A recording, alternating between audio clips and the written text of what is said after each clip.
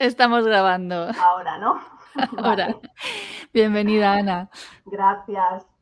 Bien Bueno, hallada. bien, ayuda, muchas gracias. Bien, pues vamos al lío. Cuéntanos quién es Ana Reyes y a qué se dedica. Venga, muy bien. Pues soy Ana Reyes, soy profesora de español.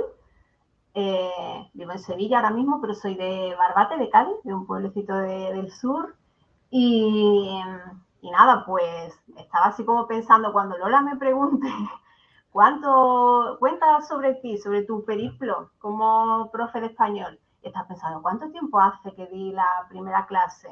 Y yo creo que hace más de 15 años realmente. Lo que pasa que en exclusiva trabajando como profe de español hace unos 7 años, más o menos. ¿Vale? Ujú. Y empecé, como todo el mundo, de academia en academia, clases particulares. La primera vez que di una clase de español fue en Granada, en una academia. Yo estaba haciendo entonces el antiguo CAP, Ajá. que ahora es máster de profesorado, y ahí fue mi primer contacto. Y a partir de ahí, pues nada, ir probando, pero a mucho tiempo compaginándolo con otro tipo de trabajo, porque era un trabajo inestable, que no te daba solvencia económica realmente, así que, y ahí así fueron los inicios. Bueno, Ana, pero ¿y qué hace ahora mismo, a día de hoy, especial tu proyecto y por qué estás hoy aquí? Bueno, ahora digamos que tiene nombre y como que ha salido del armario, ¿vale? Porque en estos últimos 6 años yo he enfocado mis clases de español con una perspectiva feminista. Y así es como yo he encontrado la manera de disfrutar las clases y de unir esas dos pasiones que tengo, que son enseñar español y el feminismo. Y digamos que desde que estoy en Melón y te tengo como mentora, fue como el despertar de ver esto claramente hay que dirigirlo a ese nicho. Yo quiero trabajar con mujeres que tengan un poco esa sensibilidad, vamos a llamarlo así, no quiero decir solo con mujeres feministas, pero bueno, que tengan la sensibilidad de saber que hay algo que nos afecta a todas y que impacta en nuestras vidas y bueno, enfocar la enseñanza del español con esa perspectiva de ir viendo temas de mujeres, visibilizando a historias de mujeres olvidadas por la historia, hablar de lenguaje inclusivo, en fin, se puede hacer de muchas maneras y es un tema muy transversal que se puede, yo creo, incluir en cualquier clase de matemáticas, de ciencias, de idiomas, en cualquier tipo de aula, yo creo que entra. Así que eso es lo que yo Efectivamente. hago. Efectivamente, pues sí, pues Ana es una de las mentorizadas de este año y por lo tanto el honor que me ha hecho de escogerme, además con un proyecto tan potente y que es verdad que dentro del grupo, que somos todas mujeres, de nuevo, Sí. el año pasado Melón había es feminista este Melón es año. muy feminista, Melón es un lugar para empoderar a las mujeres Totalmente, sí. totalmente y ya te digo, para mí cuando tú solicitaste entrar en Melón y ver quién eras, porque yo ya había visto tu proyecto en otro sitio, fue como... O sea, gracias por esto porque es un regalazo y es un privilegio ver coger fuerza a un proyecto que ya es por mérito propio algo muy potente. Entonces, pues la verdad que yo estoy feliz de verlo crecer y bueno, de que ahora tenga nombre. ¿De qué viene el nombre de Towanda, que es el nombre que le has puesto a tu Venga, sí. Lo negocio? explico porque yo siempre creo que la gente lo sabe, pero yo creo que hay ciertas generaciones que a lo Sí. mejor no lo conocen. Entonces, en el podcast, en mi podcast yo decía que es como un grito de guerra, Towanda significa un grito de libertad, de luchar contra las injusticias, pero viene de, yo creo que el origen, lo busqué hace tiempo pero no recuerdo, es algún tipo de grito de alguna de los indígenas americanos, creo. Pero Ujú. bueno, lo apareció en la película Tomate Verde Fritos, ¿vale? Había una de sus protagonistas que en una escena hace como un grito de guerra y quien no la haya visto la recomiendo porque es una película maravillosa que yo creo que no tenía intención de ser feminista, o sí, pero se convirtió totalmente, en una película como muy reivindicativa y muy significativa en esa época para las mujeres. Entonces, de ahí viene. ¿Vale? Entonces, esa es mi declaración de intenciones. Yo digo siempre, en el nombre ya yo te digo por dónde voy a ir. Qué guay, la verdad que cuando escogiste el nombre fue el que ganó por goleada, ¿no? Porque lo sometiste ahí a votación a las opiniones de las compañeras en Melón y la verdad que es súper, súper potente y yo sí que he visto la película y me acuerdo perfectamente del ¡Tawanda! Con el coche, ahí sí. El coche. Sí, sí, sí. Vale, de todas maneras, realmente tú ya venías haciendo esto antes de Melón. Sí. Entonces, ¿cómo surge para ti esta idea de incorporar esta perspectiva en tus clases? Que es creas que no, es que es curioso que esto sea valiente todavía a día de hoy, ¿no? Pero lo es, lo es. Una pena, pero sí. Surge de manera natural, realmente. O sea, yo empiezo a dar clases como empieza todo el mundo, un poco, yo salgo de filología y desgraciadamente en la facultad no nos orientan profesionalmente más allá de hacer unas oposiciones para dar clases en secundaria. Y la enseñanza del español estaba siempre como ahí, en el aire, pero no había... Entonces yo empiezo a dar clases y yo me centro siempre como en la parte gramática, la parte gramatical. Bueno, yo voy viendo, voy usando manuales y tal. Y entonces a mí me gusta, pero yo siento que a mí eso no me apasiona. Me gusta más que cualquier otro trabajo que pudiera hacer, que estuviera más desligado de lo que yo me he formado, pero como que no. Entonces, al final cuando tú tienes conciencia feminista y entras en este mundo y te pones las gafas violetas que se dicen, se le llama en feminismo a eso, cuando tú abres los ojos y empiezas a ver todo con esa perspectiva, que yo digo que hay que cambiar el nombre ya, que se ha quedado anticuado. El otro día yo le decía a una amiga, yo creo que hay que llamarlo ahora algoritmo feminista o algo así, como que te instalas ya un algoritmo como en las redes y ya todo lo ves desde otra perspectiva. En fin. Y, y claro, ¿qué hago yo?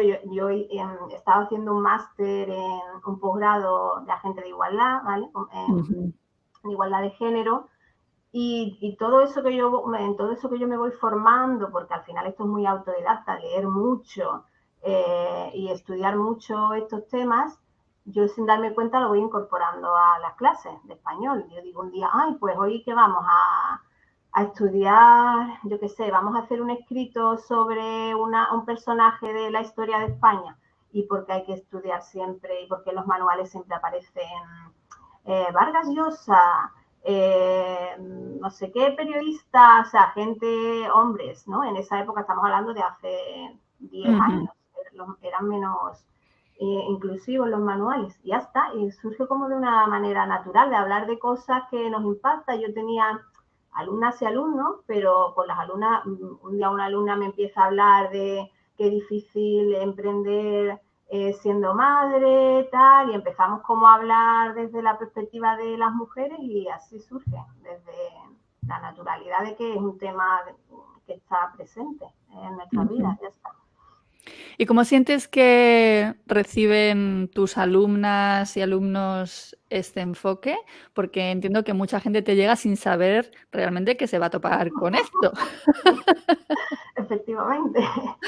Pues, a ver, yo no sé si es una manera inteligente de hacerlo o es la manera de hacerlo, pero yo realmente te estoy dando una clase de español, o sea, que nadie piense que esto es una escuela activista de feminismo, es una escuela de español y es una escuela de idiomas. Entonces, yo te voy a explicar, el otro día en el blog escribía sobre un ejemplo, ¿no?, de una clase. Vamos a hablar hoy del vocabulario de profesiones y en una clase normal te pueden explicar cómo son los masculinos y los femeninos de las profesiones en español, ¿vale? Pues masculinos y femeninos, perfecto.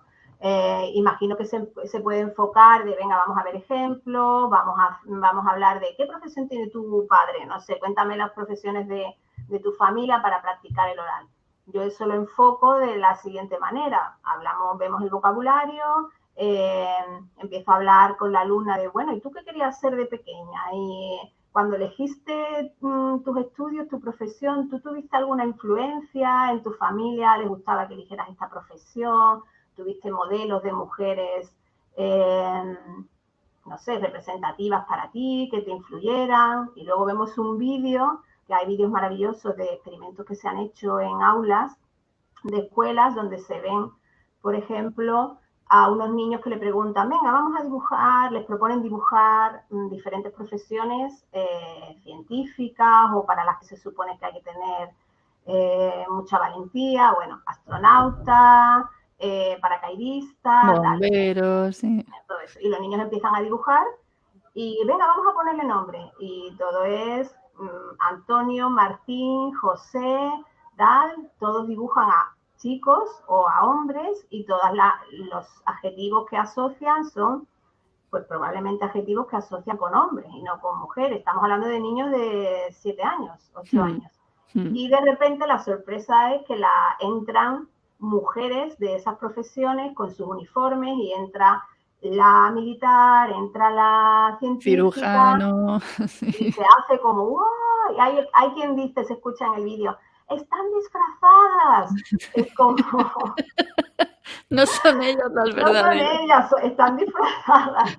Entonces, es un ejemplo tan claro y tan evidente de una clase que te impacta y que te hace cuestionarte cosas y a partir de ahí empezamos una conversación sobre esos temas y ese es un ejemplo de una clase mía en concreto. Mira, esto me recuerda, y yo creo que lo hemos comentado, yo he impartido muchas veces en años atrás cursos de formadores de la Junta de Andalucía, ¿no? Y yo empecé a orientar esos cursos a profesores de idiomas y tal, pero antes de esto tuvimos en un grupo una persona que estaba muy formada en temas de perspectiva de género y entonces nos hizo una actividad, ¿no?, en la clase.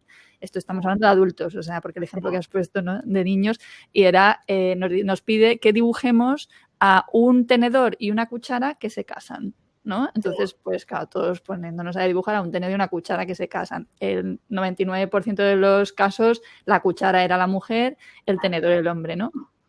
Y todo esto era para ilustrar el tema del sexismo lingüístico. Entonces nos plantea, bueno, ¿sabéis que este experimento se hizo en varios colegios, y hubo un colegio en el que todos los niños dibujaron a la cuchara como el hombre y al tenedor como la mujer? ¿Qué podía ser? Bueno, aquí todos partiéndonos la cabeza, ¿qué podía ser? Que es que son muy abiertos de mente en ese colegio, que tal y cual. No, es que el colegio era alemán y los géneros funcionan justo de manera inversa, ¿no? Todo esto para ilustrar, ¿no?, la asociación que efectivamente hacemos del género a la realidad, ¿no? Entonces, bueno, pues claro, es un tema súper interesante de traer al aula y tal y como tú lo has planteado, es efectivamente algo que te hace reflexionar, ¿no? Es generar un espacio para la reflexión, para usar el español y practicar el español con temas relevantes, ¿no? Y que además estás usando como una plataforma para trabajar aspectos importantes. Sí, al final es una herramienta, o sea, yo siempre digo, agentes sociales de cambio o de cambio social deberíamos de ser cada una de nosotras en nuestras diferentes profesiones. Por ejemplo, tú lo eres porque tú estás empoderando a mujeres que están sacando adelante sus proyectos y que probablemente tienen muchos bloqueos, mucho síndrome de impostora, y al final tú estás haciendo ese trabajo. Entonces, cada una en nuestra área, para mí es que se convierte como en una obligación el hecho de pegar el empujón y abrir los ojos y que nos demos cuenta de que esto es algo que nos afecta de manera estructural, no es algo aislado. Y el lenguaje es una herramienta muy poderosa para eso. Y estaba recordando el año pasado en un curso a mis alumnas que tratábamos un poco como la historia de España, pero desde la perspectiva de las mujeres, ¿no? Para que aprendieran un poco sobre la historia de las mujeres y hablando de política y de la representación política de las mujeres y de la importancia de tener voz y de poder, hay un libro que se llama, que lo recomiendo mucho, Mujeres y Poder, creo, de Mary Beard, que es una escritora que estudia mucho la historia antigua inglesa. Bueno, total, que ella cuenta que en la Odisea hay un momento en el que Penélope está cantando, mucha gente a su alrededor, ella está allí con Telémaco, con su hijo, y están esperando a Ulises, como siempre. Y entonces hay un momento en que ella pide que se cante una canción más alegre. y Telémaco le dice, tú calla, mujer, que la palabra no es de las mujeres, es de los hombres, y en este caso, en esta casa, la palabra la tengo yo porque soy el hombre y tengo el poder.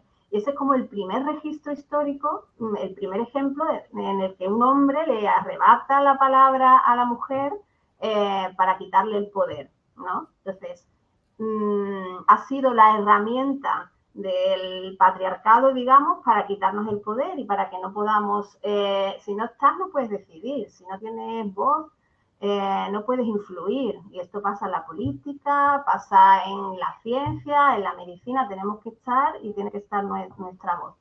Entonces, yo una clase de idiomas sin aplicarle esa perspectiva de lo poderoso que es el lenguaje y utilizarlo como excusa para tratar estos temas, no, es que no sería yo.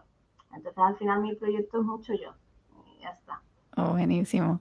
Vale, vamos a ver el tema de cómo hacer una clase inclusiva, ¿vale? Porque además acabas de publicar tu última entrada en el blog y es sobre este tema y va orientada, de hecho, a nosotros, a los profes, ¿no? Porque, bueno, pues tú tienes la línea en la que formas a alumnos directamente, pero se viene otra línea también, ¿no? Para acompañar a otros profesores o por lo menos vas a compartir, ¿no? En tu blog, pues esas actividades, esas perspectivas y tal que nos pueden ayudar, porque siento que por muy abiertas de mente, o sea, es como, para mí, o sea, yo no me defino en sí como feminista, pero es que no me cabe otra, o sea, es como, se puede ser otra cosa, ¿sabes lo que te digo?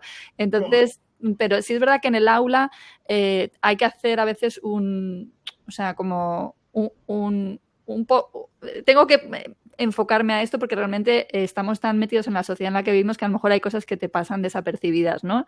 Y pongo el ejemplo en este caso de cuando yo me formé para el CELTA, para, ¿no?, la formación de Cambridge para profesores de inglés, el profesor nos hizo ver que en los modelos que empleábamos en clase se repetían mucho, ¿no? Este hombre era gay y entonces nos hacía ver cómo cuando en clase representamos un roleplay en el que hay un hombre y una mujer, o un matrimonio, el matrimonio es hombre-mujer, si preguntas a un tío por su novia, en vez de dejar abierta la opción de que haya un novio, ¿no? Entonces, a mí me hizo reflexionar muchísimo y lo incorporé en este sentido, ¿no?, a mis clases, el no intentar hacer, ¿no?, en mi cabeza ese esfuerzo, en definitiva, porque, ¿no?, porque naturalmente dices cosas que caen en esos estereotipos, ¿no? Entonces, bueno, ¿qué es para ti una clase inclusiva? Vale. Un poco lo que tú estás contando, ¿vale? Entonces, inclusiva para mí tiene que incluir varias cosas. Tiene que incluir el lenguaje, ¿vale? Un lenguaje no sexista y para que todo el mundo esté tranquilo, porque hay como una reacción siempre muy fuerte al tema del lenguaje inclusivo. No estamos hablando de ciudadanos y ciudadanas, alumnos y alumnas, señoras y señores. El lenguaje inclusivo, la primera norma que tiene que cumplir es que sea fácil, ¿vale? Que sea asequible para la gente, pero que incluya. O sea, a mí cuando alguien dice alumno, a mí no me incluye. O sea, y igual que no me incluye a mí, probablemente no le incluya a mucha gente. Si yo tengo una profesora que está dando una clase y está repitiendo continuamente porque tú como alumno, yo no me estoy sintiendo incluida. Entonces, no es tan difícil cuando tú tienes ya la sensibilidad y realmente ves que a ti no te incluyen ciertos discursos, no es difícil al final aplicarlo a tu propio discurso. Es lo que tú decías, cuando te encuentras en una situación incómoda, ya sea porque tú no has incluido a alguien o porque tú no te sientes incluida y ya te despierta esa sensibilidad, es fácil poder dar una clase sin caer en no incluir a las mujeres en este caso. ¿Qué alternativas nos puedes proponer en esos casos? ¿Qué haces tú? En esos casos está las palabras genéricas que nos incluyen a todos y a todas, el alumnado, la ciudadanía. Por ejemplo, yo creo que siempre pongo el ejemplo de los expertos. Los expertos, cuando se habla de algún tema, los expertos han dicho, los expertos, todo el mundo cuando oye los expertos se imagina a hombre con gafas, con corbata o con batas blancas, vamos a decir, Si quieres la comunidad de expertos, ¿vale? Hay que buscar, sí, hay casos que no es tan fácil, sí. Es como los directores, ¿no? Pues se puede hablar del equipo de dirección, porque los directores, o sea, es que yo se lo decía a mis alumnos, ¿no? Cuando yo ya incorporé esto también en las clases de formadores, digo, es que a ti te dicen el equipo, o sea, los directores se han reunido para decidir tal y tú estás pensando en hombres. O sea, totalmente. Entonces, y hay recursos, de verdad que hay recursos, hay que trabajarlo un poco, pero hay recursos y no se trata de estar repitiendo todo el tiempo el masculino y el femenino, sino encontrar la alternativa que nos incluya, ya está, pero hay muchos recursos. Para eso hay un libro maravilloso, que yo creo que hablamos de él tú y yo, o tú me lo enviaste y te dije, sí, es ni por favor ni por favora, de María Martín. Para mí ella es como la queen del lenguaje inclusivo y pone muchos ejemplos y ayuda mucho.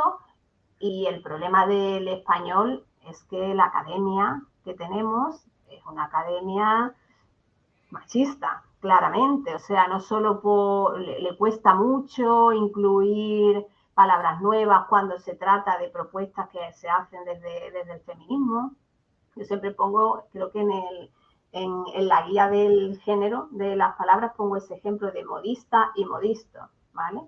Cuando hay que incluir la versión femenina de algunas palabras como jueza, fiscala, ha tenido que haber mucha presión desde las feministas de lingüistas para que se incluyan y se ha tardado mucho. Sin embargo, existía modista y modisto se incluyó ya en 1984, porque los hombres que trabajaban en ese sector no se sentían identificados con la palabra modista, pero sí con periodista.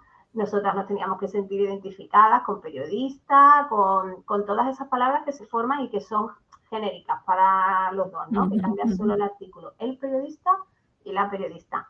Pero el modista, a los hombres que trabajaban en ese sector no les gustaba, no se sentían identificados. Inmediatamente la academia lo incluyó sin ningún problema. Eso no pasa cuando hay que incluir los femeninos de ciertas profesiones. Entonces, ahí claramente se ve que hay un sesgo y que les cuesta. Mira, yo soy abogada, ex abogada, y yo siempre me definía como abogado. Yo soy abogado. ¿Por qué? Porque abogado te sonaba como con más autoridad y con más seriedad. Es que abogada me sonaba mal. Tú fíjate, me sonaba mal. Sí. Yo trabajaba en una empresa en el departamento de formación y había un montón de técnicos, entre comillas, técnicos de medio ambiente, técnicos de calidad, eran todo mujeres, pero tú las escuchabas hablar por teléfono y todas decían, soy la técnico de calidad, soy la técnico. Y yo les decía, pero ¿por qué no decís que soy la técnica? Pero si no sois el técnico. Y era como que ellas se sentían que realmente, pero claro, el problema no es nuestro de que no nos identificáramos, sino que el peso de la autoridad la han tenido siempre ellos y los nombres masculinos. Y no sé, y se ha como minusvalorado el concepto en femenino. Entonces nos ha costado también. Pero ya está, hoy ¿cómo te suena, abogada? Me suena perfecto, ¿no? O sea, es verdad que no tengo ningún problema. Yo ahora mismo diría, yo antes era abogada, no diría abogado, pero te juro, vamos, al principio de los tiempos, que no, es que me sonaba fatal como médica. Pero así se van incluyendo, claro, así se van incluyendo las palabras por el uso, y aunque a la academia le cueste, pues tiene que terminar incluyéndolas porque al final la norma y el uso es lo que se impera. En realidad esto pasa en otros idiomas, lo que pasa es que es verdad, por ejemplo, que en inglés, como no hay género exactamente, pero también hay ejemplos de inclusión, además en este sentido, ¿no? Ellos son muy, sobre todo en el Reino Unido, ¿no? Muy de cuidar el tema de la igualdad. Y me está haciendo pensar, por ejemplo, ¿no? Yo enseño a mis alumnos de abogados a cuando se dirigen un email, ¿no? A alguien, por ejemplo, el director o la directora de una sucursal de banco, ¿vale? En inglés, pero no saben el nombre de esa persona, ¿no? Entonces, lo típico que hay que empezar la carta o el email con antes sería Dear Sirs, muy señores míos, ¿no?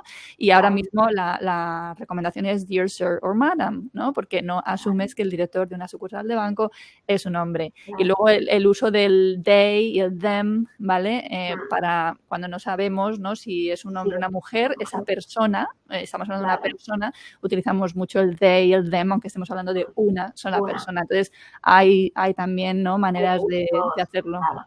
Es como, ahí por ejemplo en las cartas, es como carta a la dirección. En los periódicos sigue habiendo carta al director. A ver, es verdad que desgraciadamente en los puestos de poder al final hay más hombres que mujeres, Sí. pero perfectamente puedes poner carta al director, la secretaría de un colegio, la dirección de un colegio, no siempre el director, el jefe de estudio, la jefatura de estudios, entonces hay fórmulas. Ujú. Claro. Bien, en tu entrada al blog hablas de, bueno, de cómo hacer una clase inclusiva y hablas de hacernos un autodiagnóstico, digamos, ¿no?, de si estamos incorporando o no modelos alternativos, por ejemplo, ¿no?, de hombres, mujeres. ¿Qué nos puedes contar a este respecto? ¿Cómo podemos asegurarnos o intentar, ¿no?, incorporar esto en nuestras clases?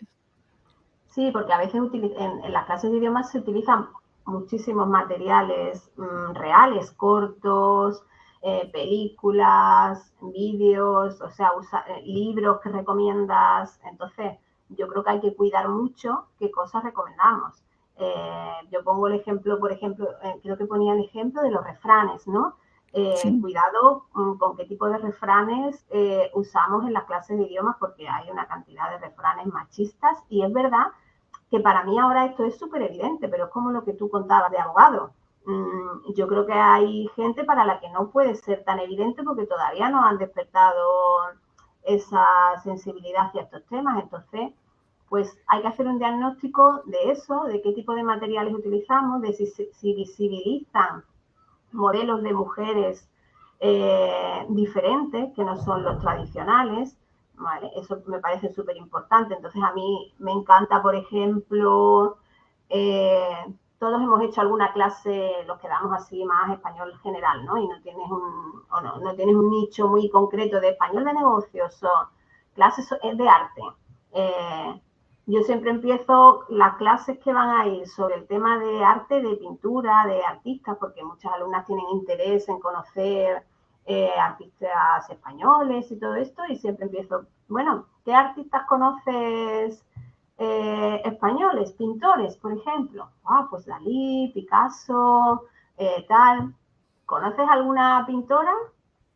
Ay, Ujú. no, es que yo de pintura española, bueno, no pasa nada, tú tranquila, porque si le pregunto a españoles probablemente tampoco van a conocer mucho. Y de tu país, por ejemplo, de Inglaterra, ¿me dices alguna pintora que te guste mucho? Estamos hablando de gente que le gusta mucho el arte, ¿eh? Y a lo mejor son capaces de decirte una. Ya. Entonces, pues ya está, así empieza mi clase de arte y a partir de ahí, bueno, entonces, que nadie, no, hay que plantearlo de una manera de la que todas hemos pasado por ahí, que no es como un ataque de no conoces a ninguna pintora y te Claro. encanta pintar, no, yo lo que quiero es ofrecerte la posibilidad de que te des cuenta que vaya maravillas que vas a descubrir si te Ujú. pones a investigar un poco. Y esa es una parte para mí fundamental de una clase inclusiva. Vamos a enseñar modelos de mujeres pintoras que hay en toda la historia del arte, por ejemplo, muchas, y en cualquier ámbito, y vamos a visibilizar a un montón de mujeres que están olvidadas.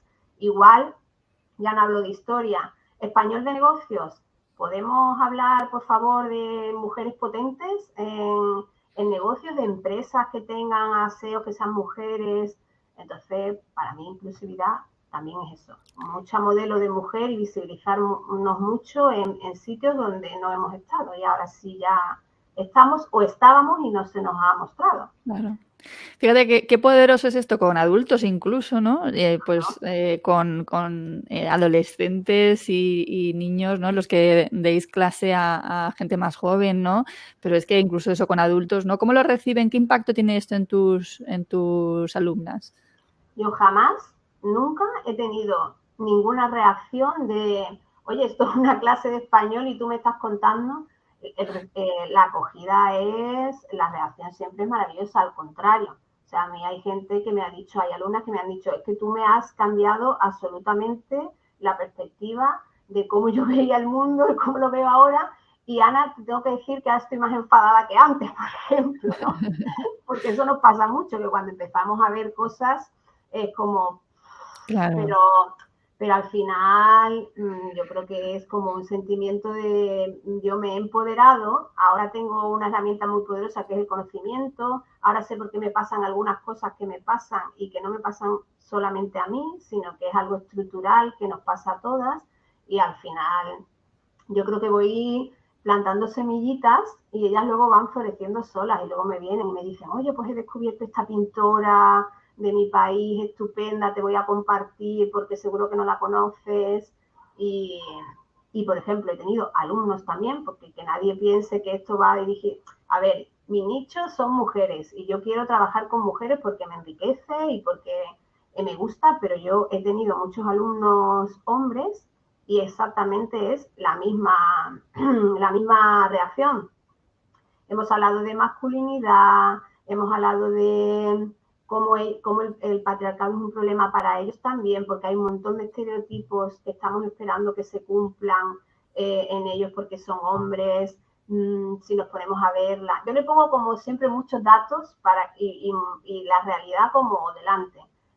¿Sabes que hay un porcentaje muy alto de suicidios en los hombres? Por ejemplo, hay un porcentaje altísimo de suicidios en los hombres y está estudiado que se debe en parte a muchas frustraciones y muchas historias personales de hombres que han crecido pensando que tienen que ser los cabezas de familia, que tienen que triunfar, que tienen que tener éxito, que tienen que ser súper machos y luego la vida les ha llevado por otro camino y hay ahí un número de suicidios bastante alto en ese sentido. Entonces, detrás de todo eso está el patriarcado, no hay otra cosa, es la imagen que los adolescentes, por ejemplo, piensan del modelo de masculinidad que tienen que ser.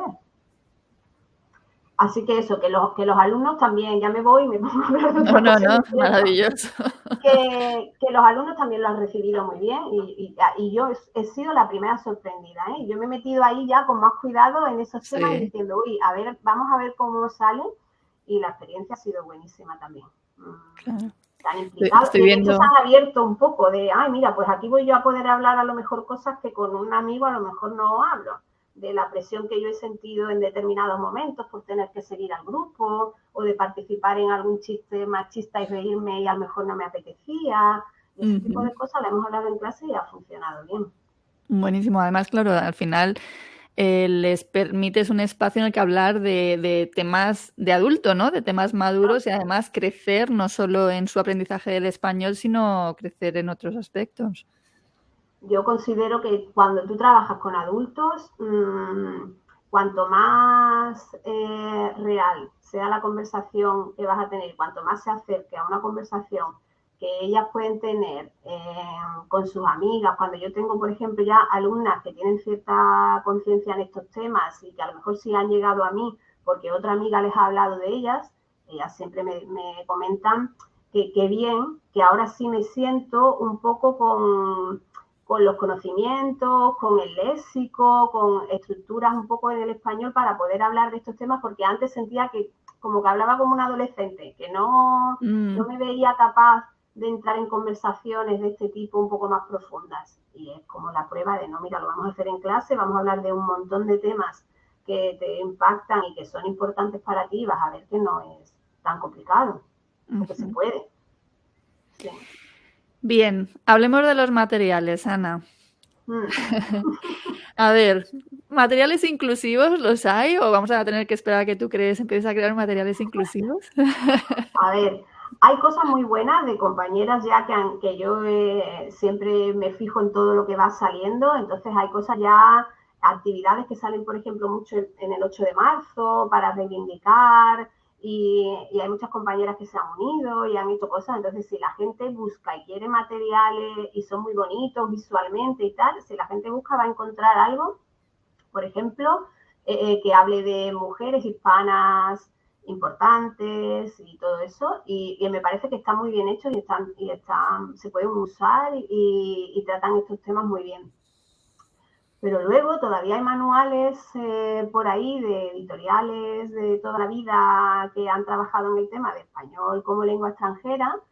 Yo colgaba ahí una página, que ese libro es antiguo, ese libro es de 2005 creo aproximadamente, pero bueno, sigue rulando 2005. por Sí. ahí. Y es una página que todo lo que salen son fotos de hombres y tal. Entonces, exactamente lo mismo que decía antes, preocupémonos porque los materiales nos visibilicen, usen un lenguaje inclusivo.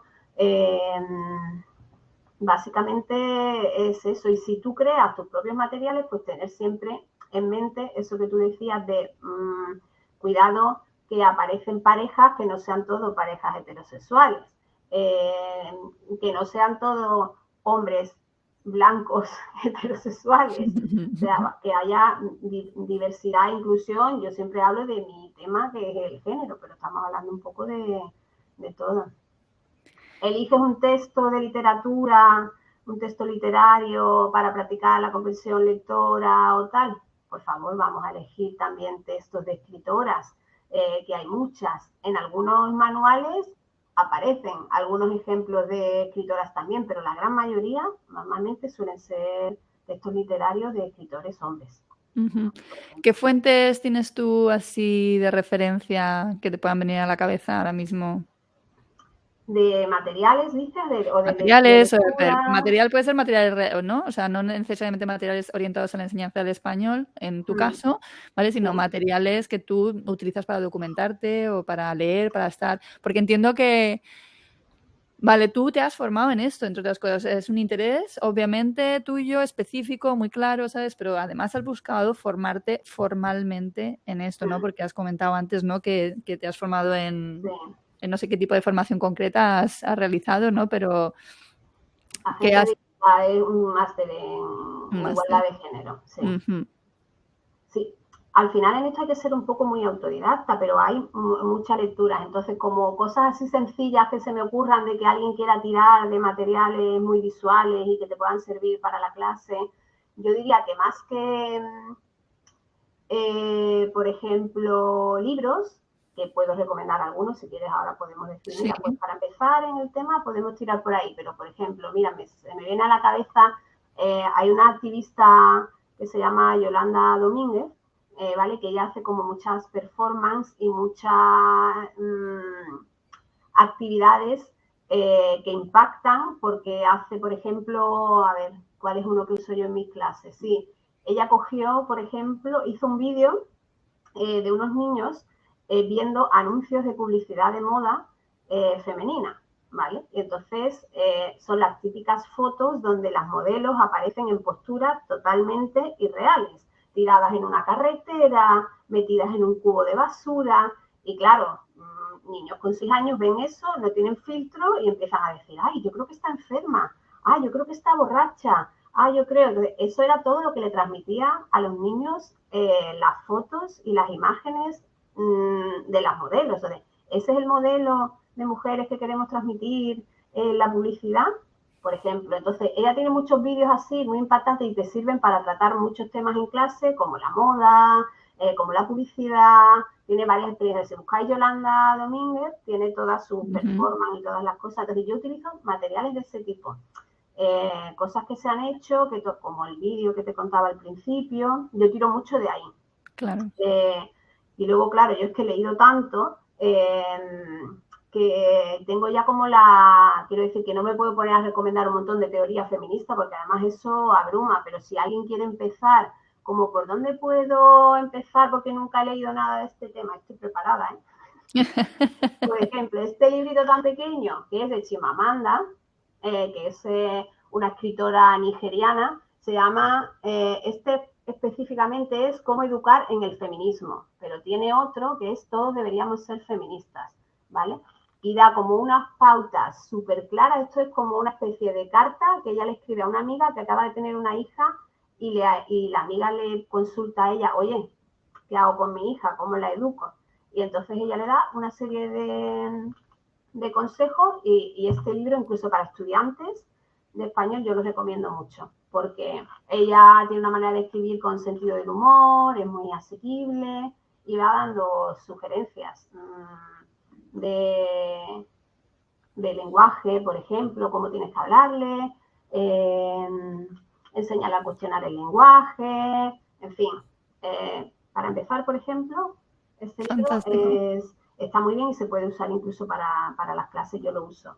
Y luego, Mamá, quiero ser feminista, que me encanta porque es de una escritora sevillana, de Carmen García de la Cueva, que ella es periodista, y es como su historia, un poco una biografía de su historia personal y de cómo ella empezó a tener como esa conciencia de qué me está pasando, me pasan unas cosas que me estoy dando cuenta que le pasan a todas las mujeres en ese momento del despertar que tenemos las feministas de, vale, esto no es cosa mía nada más, esto es algo estructural. Pero está muy bien contado, es una novela, es como muy asequible, creo, y te empiezas a comparar y empiezas a decir, yo me sentía así en el instituto también, ¿qué le pasó? Eso me pasó también a mí, y te identificas mucho, y esto lo he visto yo en el club de lectura con las alumnas también. ¿La ilustración es de María Gese, puede ser? De Malota, otra ilustradora, parece, sí, tiene un poco el Sí, estilo, pero ¿verdad? es Malota, sí, se llama Malota la ilustradora. Que además tienes los cuadros de María Gese ahí Ahí colgados detrás detrás, sí. tuya. Porque Todo además lo que me rodea. es muy feminista, ¿no? Y ha ilustrado bastantes, ¿no? Libros Sí, feministas. tiene uno del placer, de la Sí. sexualidad en las mujeres, sí, tiene cosas muy Aparte me chulas. encanta ella como ilustradora, me gusta muchísimo. Sí. Vale, mira, tú de hecho tienes un recurso gratuito en tu web que es una guía de recursos feministas para aprender español, pero que también puede servir para los profesores, ¿no? Absolutamente. Y que, Películas, documentales. desde cara, por ejemplo, a escoger películas, me acuerdo que había un test, ¿no? Hay un test que Sí, se le puede pasar a una película para decidir, ¿no? Si quieres usarlo en este sentido o no te vale para esto. sí, el test de Bechdel, que al principio cuando lo aplicas te das cuenta que casi todas las películas que has visto en tu vida no lo pasan. Pero el test es una cosa muy simple, que es como hacer 3 preguntas claves sobre una película. Por ejemplo, si sale más de una mujer, si salen 2 mujeres, si hablan entre ellas, y la tercera, si hablan entre ellas, hablan de una cosa diferente a un hombre. Y ese test que parece así como, bueno, pues tampoco es tan difícil pasarlo, pues la mayoría de las películas no lo pasan, porque o no sale más de una mujer, o si sale una mujer como secundaria o como protagonista, si salen dos, normalmente están hablando del protagonista o están hablando de una relación que tienen con otro de los protagonistas y ya está. Y es un test que te dice si realmente esa película tiene una perspectiva de género o no, si aparecen mujeres, si esas mujeres tienen conversaciones sobre su vida, y su vida no es solo el protagonista. Y en esa guía lo que hago es dar una serie de recomendaciones de películas, series y documentales que hablan sobre mujeres y también hablo un poco del test y de si alguien lo quiere aplicar o tratar este tema en las clases para concienciar un poco de qué tipo de pelis vemos. Que esto no quiere decir que ahora nadie pueda ver películas que no pasen el test, sino hay una filósofa feminista española que se llama Alicia Puleo, que a mí me gusta mucho todo lo que escribe. Ella siempre dice que ser feminista es tener una mirada crítica, o sea, preguntarte siempre, ¿soy lo suficientemente crítica con lo que hago, con lo que leo, con lo que escribo? Entonces, pues con el cine, por ejemplo, yo disfruto mucho, probablemente también de alguna película por ahí que será, no pasará el test y será súper machista, pero me gusta y punto, y desconecto y tal, pero Sí. este tipo de actividades como vamos a tener la mirada crítica de, vamos a ver, estamos representadas, cómo nos representa y luego ya tú decides si te gusta o no te gusta, pero siempre tener un poco esa mirada crítica e ir un poquito más allá. Yo creo que se trata de eso. Ujú. Mm, En Instagram también hay un montón de cuentas súper interesantes, ¿no? Sí, Y, por ejemplo, en concreto también yo sigo a muchos ilustradores que aplican esta visión, entre ellos, por ejemplo, Javi Rollo, ¿no? Que me sí, encanta. me encanta, sí.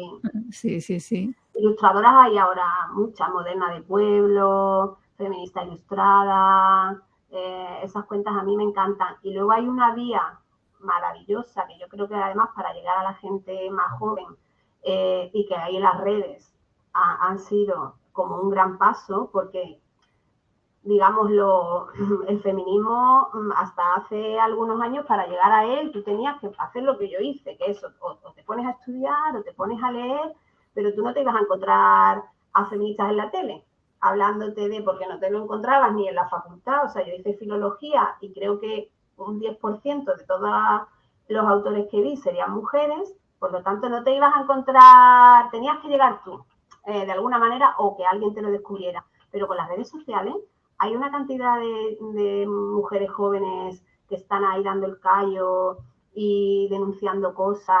Y una vía que me encanta son las humoristas. Ahora mismo hay unos podcasts de humoristas feministas que tratan todos estos temas desde el punto de vista del humor, pero también con perspectiva. Yo recomiendo mucho a Enar Álvarez, que sale en un programa, en un podcast con otros dos hombres, que se llama Buenismo Bien, y ella tiene como una sección para ella y siempre trata algún tema. Ella es súper cañera, que nadie se asuste porque es cañera, pero por ejemplo está ella, está Estirando el Chicle, que es otro podcast de dos mujeres que también dan mucha caña ahí, entrevistan a famosas y lo hacen también con perspectiva. Hay un grupito ahí de humoristas ahora que tienen podcast o que están muy presentes en las redes, muy potente. Y me parece una manera estupenda. Genial. Y bueno, Towanda también tiene podcast. Y Towanda, la tribu Towanda, que ahí estamos. ¿Qué nos puedes contar de Tribu Towanda? Bueno, pues yo tengo que decir que yo soy una fanática de los podcasts, de la radio. O sea, yo llevo escuchando radio desde... Entonces, para mí hacer un podcast era como, oh, yo no puedo, ¿no? Eso es muy... Pero al final, bueno, que me he tirado a la piscina y me gusta mucho el formato y mi idea es entrevistar de momento a alumnas y exalumnas que han estado conmigo, en su mayoría son mujeres que han vivido en España, que han estudiado español y que cuenten un poco cuál es su experiencia aprendiendo español, cómo han ganado ella confianza para tener este tipo de conversaciones y llevarlo a la práctica en el mismo programa. Entonces, hablamos un poco de su experiencia con el español y luego tratamos algún tema con perspectiva feminista. Entonces, por ejemplo, habrá algún episodio que ya está grabado que vamos a hablar de arte con perspectiva feminista. Está publicado ya un episodio en el que hablo con Livia de ecología y de ecofeminismo, una cosa que suena muy rara, pero no es tan rara. Y esa es la idea del podcast. Fantástico. Bueno, pues nada, recomendamos que lo escuchen. A mí me encanta escucharte desde la intro, ¿no? Cómo presentas los temas y nada, espero que este podcast pues tenga una larga vida y muy buena acogida. Ojalá. Yo lo disfruto mucho. Sí, la verdad que sí que se disfruta mucho.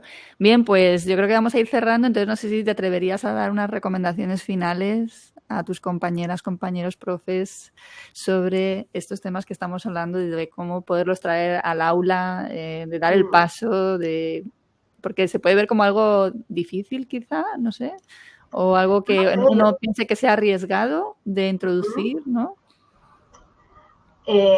Yo pienso que, por ejemplo, pues es igual de arriesgado que si tú quieres introducir, por ejemplo, el tema del racismo en una clase. Claro. Yo estoy segura que probablemente muchos profes han introducido en algún momento una clase sobre diversidad, una clase sobre pacifismo. Al final son valores. Entonces, yo no lo veo tan complicado. Es animarse, intentarlo, probar a lo mejor una manera de empezar es coger una clase que ya esté diseñada, que las hay de alguna compañera, que están colgados los materiales, lo tienes todo y prueba a ver qué tal. Y luego, yo lo digo también en el post del blog, el feminismo es incómodo, quiero decir, que te hace cuestionarte cosas a ti también.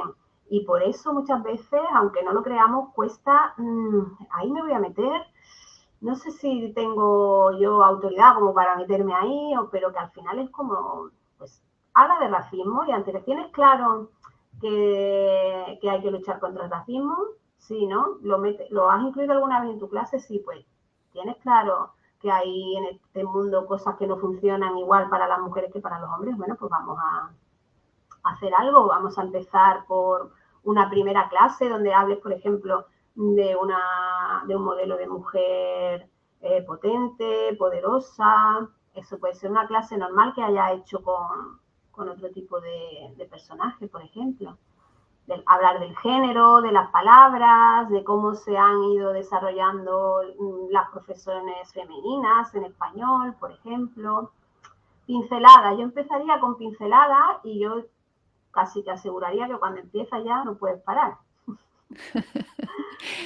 Buenísimo, pues Ana, yo creo que aquí lo vamos a dejar. De verdad, Bueno, muchísimas gracias por poner esto gracias sobre a la ti. mesa, por poner esto sobre la mesa de la docencia de idiomas, salir de ese armario profesional para decir alto y claro pues cosas que necesitan ser dichas, ¿no? Y desde un respeto mayúsculo como el que siempre manifiestas, ¿no? Y bueno, pues gracias por estar aquí y abrirnos una ventana a pensar en cosas que son importantes.